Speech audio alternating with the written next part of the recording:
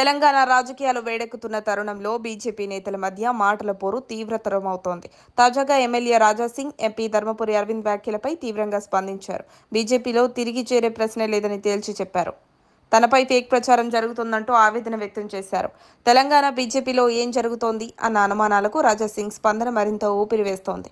ఆయన మాటల్లో పార్టీకి నైతికంగా నచ్చిన వారికి స్థానమే దక్కుతోందని కడుపుమంట వ్యక్తమవుతోంది. తెలంగాణ బీజేపీకి నిజమైన ఫైటర్ అవసరం, రచయితలు కాదు అంటూ రాష్ట్ర అధ్యక్షుడిపై దుడుకైన వ్యాఖ్యలు చేశారు.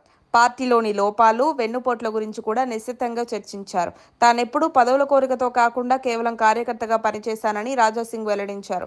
తన రాజీనామా అనేది ఎలాంటి కుట్రలో భాగం కాదని, బాగా ఆలోచించిన తర్వాతే నిర్ణయం తీసుకున్నట్లు చెప్పారు.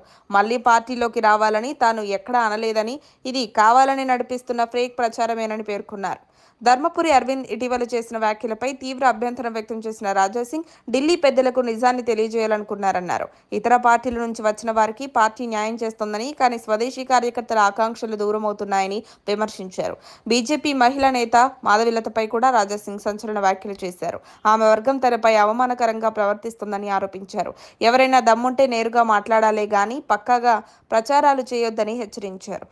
రాజాసింగ్ చెప్పిన విషయాలు పార్టీలో ఉన్న అంతర్గత అసంతృప్తిని ప్రతిబింబిస్తున్నాయి. గోషామహల్ నుంచి వచ్చే ఎన్నికల్లో బీజేపీ అభ్యర్థిగా ఎవరు బరిలోకి దిగుతున్నారన్నది ఆసక్తికరంగా మారింది. మరోవైపు మాధవిలత ఇప్పటికే రంగం సిద్ధం చేసుకున్నట్లు వార్తలు రావడం చర్చనీయాంశంగా మారుతోంది. మరిన్ని అప్డేట్స్ కోసం మా కాయ్ టీవీని సబ్స్క్రైబ్ చేసుకోండి. మా వీడియో కనుక మీకు నచ్చినట్లయితే లైక్ చేయండి, షేర్ చేయండి. మీ విలువైన అభిప్రాయాలను కామెంట్ బాక్స్లో తెలియజేయండి.